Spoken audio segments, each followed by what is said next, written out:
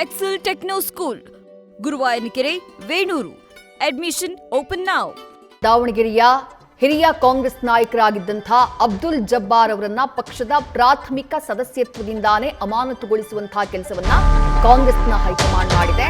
KPCC ಆದೇಶವನ್ನು ಹೊರಡಿಸಿದೆ. ಆದರೆ ಕಾಂಗ್ರೆಸ್ನಲ್ಲಿ ಅಲ್ಪರ ಅಸಮಾಧಾನ ಮುಗಿಯದ ಕತೆ. ನಜೀರ್ ಅಹಮದ್ ಅವರ ವಜಾ ಆದ ಬೆನ್ನಲ್ಲೇ ಜಮೀರ್ ಅಹಮದ್ ಖಾನ್ ಅವರು ನಜೀರ್ ಅಹಮದ್ ಅವರ ನಿವಾಸಕ್ಕೆ ಭೇಟಿಯನ್ನ ಕೊಟ್ಟಿದ್ದಾರೆ. ಸುಮಾರು 1 ಗಂಟೆಗಳ ಕಾಲ ಉಭಯ ನಾಯಕರು ಚರ್ಚೆಯನ್ನ ಮಾಡಿದ್ದಾರೆ ಅನ್ನುವಂತ ಮಾಹಿತಿ.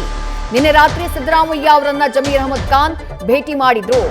ಆ ಭೇಟಿಯ ಮಾಹಿತಿಯನ್ನ ನಜೀರ್ ಅಹಮದ್ ಅವರಿಗೆ ನೀಡಿದ್ದಾರೆ ಜಮೀರ್ ಅಹಮದ್ ಖಾನ್ ಅವರು ಅನ್ನುವಂಥ ಇನ್ಫಾರ್ಮೇಶನ್ ಸಿಗ್ತಾ ಇದೆ. ಜಯಮಹಲ್ನ ನಜೀರ್ ಅಹಮದ್ ಅವರ ಸರ್ಕಾರಿ ನಿವಾಸದಲ್ಲಿ ಈ ಭೇಟಿ ನಡೆದಿರೋದು, ಈ ಚರ್ಚೆಗಳಾಗಿರೋದು. ಮುಖ್ಯಮಂತ್ರಿಗಳ ರಾಜಕೀಯ ಕಾರ್ಯದರ್ಶಿ ಸ್ಥಾನದಿಂದ ನಜೀರ್ ಅಹಮದ್ ಅವರನ್ನ ಈಗಾಗಲೇ ಬಿಡುಗಡೆಗೊಳಿಸುವಂತಹ ಕೆಲಸವನ್ನ ಸರ್ಕಾರ ಮಾಡಿದೆ.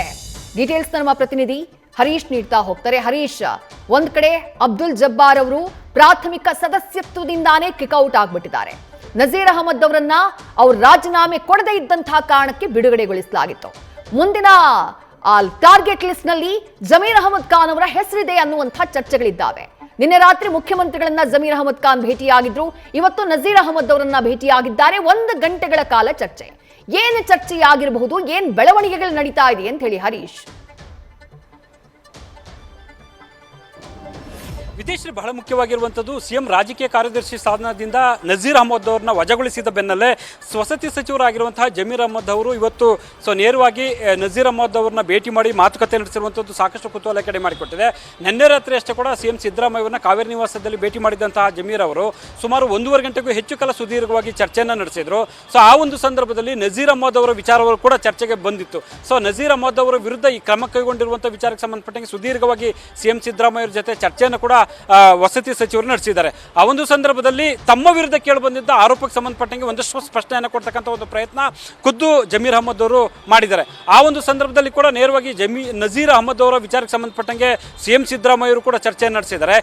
ಆ ಒಂದು ಚರ್ಚೆಯ ಸಂಪೂರ್ಣ ಮಾಹಿತಿಯನ್ನು ನಜೀರ್ ಅಹಮದ್ ಅವರಿಗೆ ಕೊಡುವಂಥ ಹಿನ್ನೆಲೆಯಲ್ಲಿ ಇವತ್ತು ಬೆಳಗ್ಗೆ ನೇರವಾಗಿ ಕೂಡ ಜಯಮಹಲ್ನಲ್ಲಿ ಇರ್ತಕ್ಕಂಥ ನಜೀರ್ ಅಹಮದ್ ಅವರ ಸರ್ಕಾರ ನಿವಾಸಕ್ಕೆ ತೆರಳಿದಂಥ ವಸತಿ ಸಚಿವರು ಸಂಪೂರ್ಣ ಮಾಹಿತಿಯನ್ನು ನೀಡುವಂಥ ಒಂದು ಪ್ರಯತ್ನ ಮಾಡಿದರೆ ತಮ್ಮ ವಿರುದ್ಧ ಆಗ್ತಿರುವಂಥ ಕ್ರಮಗಳಿಗೆ ಸಂಬಂಧಪಟ್ಟಂಗೆ ಮತ್ತು ಆರೋಪಗಳಿಗೆ ಸಂಬಂಧಪಟ್ಟಂಗೆ ಸಿಎಂ ಸಿದ್ದರಾಮಯ್ಯ ಅವರ ಜೊತೆ ಏನೆಲ್ಲ ಚರ್ಚೆ ಆಯಿತು ಆ ಬೆಳವಣಿಗೆಗೆ ಸಂಬಂಧಪಟ್ಟಂಗೆ ಮಾಹಿತಿಯನ್ನು ನೀಡುವಂಥ ಒಂದು ಪ್ರಯತ್ನ ಕೂಡ ವಸತಿ ಸಚಿವರಿಂದ ಆಗಿದ್ದಾರೆ. ಸುಮಾರು 1 ಗಂಟೆಗೆ ಹೆಚ್ಚು ಹೊತ್ತು ಅವ್ರ ಜೊತೆ ನಜೀರ್ ಅಹಮದ್ ಅವ್ರ ಜೊತೆ ಚರ್ಚೆ ನಡೆಸಿದರೆ ಆ ಒಂದು ಸಂದರ್ಭದಲ್ಲಿ ಕಾಂಗ್ರೆಸ್ ಕೈಗೊಳ್ತಿರ್ತಕ್ಕಂಥ ಕ್ರಮಗಳಾಗಿರ್ಬೋದು, ದಾವಣಗೆರೆಯಲ್ಲಿ ಆಗ್ತಿರ್ತಕ್ಕಂಥ ಬೆಳವಣಿಗೆ ಆಗಿರ್ಬೋದು, ಜೊತೆಗೆ ತಮ್ಮ ವಿರುದ್ಧ ಕೇಳಿಬರ್ತಿರ್ತಕ್ಕಂಥ ಆರೋಪಗಳಿಗೆ ಸಂಬಂಧಪಟ್ಟಂಗೆ ಉಭಯ ನಾಯಕರು ಕೂಡ ಸುದೀರ್ಘವಾಗಿ ಚರ್ಚೆ ನಡೆಸಿದ್ದಾರೆ. ಯಾಕಂದರೆ ಗೋವಿಂದರಾಜು ವಜಾಗೊಂಡ ಬೆನ್ನಲ್ಲೇ ಈಗ ನಜೀರ್ ಅಹಮದ್ ಅವರನ್ನು ಕೂಡ ಸಿಎಂ ರಾಜಕೀಯ ಕಾರ್ಯದರ್ಶಿ ಸ್ಥಾನದಿಂದ ವಜಾಗೊಳಿಸಲಾಗಿದೆ.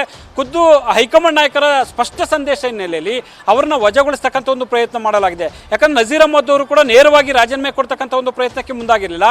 ಸುಮಾರು ಹಲವು ದಿನಗಳಿಂದಲೂ ಕೂಡ ಸಿಎಂ ಸಿದ್ದರಾಮಯ್ಯನ ಭೇಟಿ ಮಾಡಿ ರಾಜೀನಾಮೆ ಕೊಡ್ತಾರೆ ಅನ್ನುವಂಥ ಮಾಹಿತಿಗಳು ಕೇಳಿ ಬರ್ತಿದ್ವು. ಆದರೂ ಕೂಡ ಅಂತರವನ್ನು ಕಾಯ್ದುಕೊಂಡಿದ್ದಂಥ ಹಿನ್ನೆಲೆಯಲ್ಲಿ ನೇರವಾಗಿ ಕೂಡ ಅವರನ್ನ ಸಿಎಂ ರಾಜಕೀಯ ಕಾರ್ಯದರ್ಶಿ ಸ್ಥಾನದಿಂದ ಬಿಡುಗಡೆಗೊಳಿಸಲಾಗಿದೆ. ಈ ಎಲ್ಲ ಬೆಳವಣಿಗೆಗೆ ಸಂಬಂಧಪಟ್ಟಂಗೆ ಈಗ ಅವ್ರನ್ನ ಭೇಟಿ ಮಾಡಿ ಚರ್ಚೆ ನಡೆಸಿರುವಂಥದ್ದು ಕುತೂಹಲಕ್ಕೆ ಎಡೆ ಮಾಡಿಕೊಟ್ಟಿದೆ. ವಿದ್ಯಾಶ್ರೀ, ಥ್ಯಾಂಕ್ ಯು ಹರೀಶ್, ತಮ್ಮೆಲ್ಲ ಡೀಟೇಲ್ಸ್ಗೆ.